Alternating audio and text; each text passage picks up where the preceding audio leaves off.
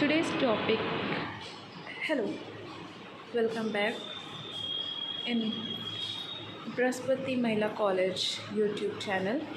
And today's topic is meiosis. This is covered by me. Myself is Pooja Gupta, and I'm the member of this college.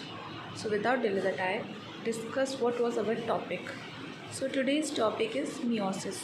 Firstly, we covered the mitosis. Then today we are not covering entire meiosis. Okay. Now today we are only discuss meiosis. Everyone knows there is a reduction and division. Okay. Reductional means in which the daughter cells are completely half to their parent cell.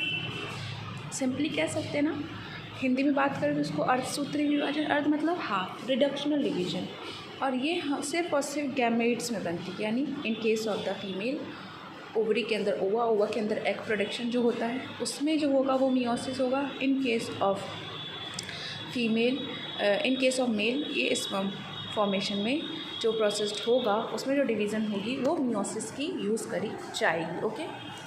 फिर अब हम बात करते हैं meiosis में भी hetero और होमो दो तरह का होता है। होमो में पूरा सेक्शन जो होता है वो आपका आता है prophase second, metaphase second, anaphase second, telophase second.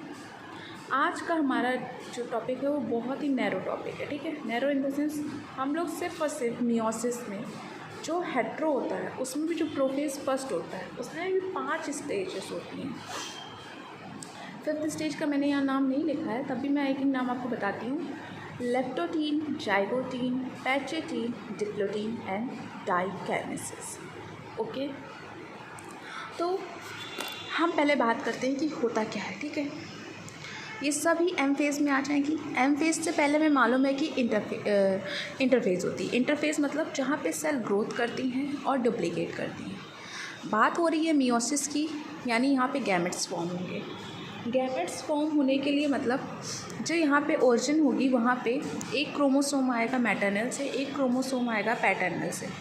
ठीक है, क्रोमोसोम जो मैटरनल और पैटर्नल से आए, इंटरफेज में उनका डुप्लीकेशन हुआ, ग्रोथ हुई, डुप्लीकेट हुई, क्योंकि चीज़ें आगे डिवीज़न के लिए चाहिए। तो जब आपको किसी चीज़ को डिवाइड करना होता है तो उसके लिए आपको ग्रोथ की रिक्वायरमेंट होती है। ठीक है, लेप्टोटीन से पहले की बात करेंगे अगर हम प्रोफेज में फर्स्ट में, तो जो क्रोमोसोम है वो कंडेंस नहीं होंगे, थ्रेड लाइक स्ट्रक्चर्स में रहेंगे, क्लियरली विजिबल नहीं होंगे, स्प्रेड आउट होंगे। पर हम बात करें अगर लेप्टोटीन की, तो लेप्टोटीन में क्या होगा, क्रोमोसोम कंडेंस होंगे, कंडेंस स्ट्रक्चर में आके क्रोमैटिन कंडेंस होंगे और क्रोमोसोम का स्ट्रक्चर होल्ड करने लगेंगे। लेप्टोटीन के स्टेज तक आपकी जो न्यूक्लियर वॉल मेम्ब्रेन है वो डिसइंटीग्रेट होने लगेगी, यानी कि डिसअपियर होने लगेगी, और जितने न्यूक्लियोलस हो गया आपका, जितने इंटरनल ऑर्गन हो गए, ER, गोल्गी, ये सब भी डिसअपियर होने लगेंगे। अब हम बात करते हैं, लेप्टोटीन हमारा क्लियर हो गया कि यहाँ पे क्या होगा, क्रोमैटिन कंडेंस होकर क्रोमोसोम का स्ट्रक्चर होल्ड करने लगेंगे। अब हम मूव करते हैं जाइगोटीन में। जाइगोटीन में क्या होगा, पेयरिंग होगी, और जो क्रोमोसोम्स हैं, यहाँ ये इरेज हो गया मुझसे, फिर मैं बोल दे रही हूँ, जाइगोटीन के ऊपर लिखा हुआ है chromosome pairing and synapses begin. यहाँ पे क्या होगा, आप ये याद रखिए, जो मियोसिस होती है, मियोसिस में सेम पेयर ऑफ क्रोमोसोम्स को होमोलॉगस क्रोमोसोम बोला जाता है। ठीक है, तो यहाँ पे जो होमोलॉगस क्रोमोसोम्स होंगे उनके बीच में वो आपस में पास आने लगेंगे। जो पास आने लगेंगे तो उस पास आने की प्रोसेस को बोलेंगे सिनेप्सिस, और उस पास आने के दौरान दो होमोलॉगस क्रोमोसोम्स के बीच में एक स्ट्रक्चर बनेगा या एक कॉम्प्लेक्स बनेगा जिसे सिनेप्टोमियल कॉम्प्लेक्स बोलेंगे। ठीक है, इस स्ट्रक्चर में भी देखेंगे आप न्यूक्लियर मेम्ब्रेन डिसएग्रीगेट है। फिर हम मूव ऑन करते हैं 3rd स्टेज में, पैचेटीन जिसका नाम है। ठीक है, यहाँ पे क्या होगा, क्रोमोसोम आर फुल्ली सिनेप्स्ड, यानी फुल्ली पास आ चुके हैं, और जब वो अपना जेनेटिक मटेरियल शेयर करने के लिए एक दूसरे को ओवरलैप करेंगे, यानी शेयरिंग करेंगे अपने मटेरियल की, तो उसे बोलेंगे क्रॉसिंग ओवर। यहाँ पे पैचेटीन में क्रॉसिंग ओवर बिगिन होगी। ओके, बिगेन होगी मतलब वो एक दूसरे को का जेनेटिक मटेरियल आइडेंटिकल होता है। एक क्रोमोसोम की बात करें तो सेंट्रोमियर के ऊपर और नीचे की आर्म्स को बोलते हैं शॉर्ट आर्म और लॉन्ग आर्म, और उसको शॉर्ट टर्म में बात करें और उसको ब्रीफ में जाए तो उसको एलील्स बोलते हैं। तो एलील्स के बीच में क्रॉसिंग होना, जिससे एक एलील का जो कैरेक्टर है वो दूसरे एलील में, दूसरे क्रोमोसोम में आ जाए। एक एलील, जैसे मदर क्रोमोसोम में एक एलील था ब्लू में, पूरा मदर ब्लू था और पूरा फादर ब्लैक था, ठीक है। तो जो दो क्रॉस करेंगे, तो जब क्रॉसिंग ओवर के बाद का स्टेज क्या होगा, जो हमें नया क्रोमोसोम मिलेगा उसमें पूरा मदर का जो था वो ब्लैक था, पर अब उसमें एक पोर्शन में ब्लू आ गया, क्योंकि वो क्रॉसिंग ओवर के दौरान उसने वो पैटर्नल से वो चीज़ शेयर कर ली, ले ली।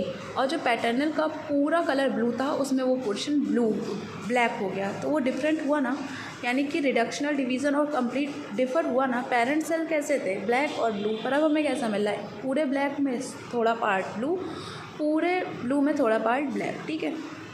पैचिटीन में क्रॉसिंग ओवर बिगिन होगी। अब हम बात करते हैं डिप्लोटीन की स्टेज में। डिप्लोटीन की स्टेज में क्या होगा, सिनेप्टोमियल कॉम्प्लेक्स जो कि जाइगोटीन में बना था वो डिसअपियर होना स्टार्ट हो जाएगा, ठीक है। और यहाँ पे जो क्रॉसिंग ओवर हुई थी, मतलब वो पूरे होमोलॉगस क्रोमोसोम्स थे जो, वो तो कम्प्लीटली सेपरेट हो गए थे, पर क्रॉसिंग ओवर के पार्ट से के पास जो पोर्शन उनका क्रॉसिंग ओवर में गया था, जो पार्ट उनका क्रॉसिंग ओवर में गया था वो सेपरेट नहीं हुआ था। तो उस सेपरेट पोर्शन जो नहीं हुआ था उसको क्या बोला, उसको बोला चियाज़मा। तो चियाज़मा किस में स्टेज में विजिबल हुआ, डिप्लोटीन की स्टेज में विजिबल हुआ। डिप्लोटीन की स्टेज में चियाज़मा विजिबल होगा, ठीक है। मतलब अब फिर जब बात करते हैं डाइकाइनेसिस में, डाइकाइनेसिस में क्या होगा, जो होमोलॉगस क्रोमोसोम्स थे वो कम्प्लीटली अलग अलग हो जाएंगे। जहाँ से वो पहले क्रॉसिंग ओवर से कनेक्टेड थे वहाँ से भी वो अलग हो जाएंगे। तो अब हमें क्या मिला, मतलब प्रोफेज फर्स्ट में सिर्फ इतना होता है कि कुछ ऐसा हुआ इन स्टेजेस के दौरान, वो मैंने ब्रीफ में बता दिया कैसे क्या हुआ, जिससे जो पेरेंट सेल्स थे और जो अपकमिंग सेल्स होंगे वो आइडेंटिकली नहीं होंगे। जैसे माइटोसिस के केस में क्या होता है, एक लाइन फेमस है ना, daughter cell are completely identical to paternal cell, पर मियोसिस के केस में ऐसा नहीं होगा। तो ये था बस एक छोटा सा टॉपिक। इसमें मैंने सिर्फ और सिर्फ मियोसिस के फर्स्ट फेज़ में भी, प्रोफेज फर्स्ट के भी अंदर जो 5 फेजेस थी उसको डिस्कवर किया है। इसके आगे की वीडियो को मैं नेक्स्ट वीडियो में, इसके आगे का जो पार्ट है उसको मैं नेक्स्ट कंटिन्यू करूँगी। यहाँ तक के लिए पढ़ने के लिए थैंक यू। ओके, डिप्लोटीन के बाद डाइकाइनेसिस, यहाँ पे फर्दर क्रोमोसोम कंट्रैक्शन होगा, ये ईज़िली है। और इसमें जो भी कन्फ्यूजन होगी वो नेक्स्ट वीडियो में मे भी आपकी शॉर्ट आउट हो जाएगी। मैंने कोशिश तो पूरी करी है। इस वीडियो को देखने के लिए थैंक यू।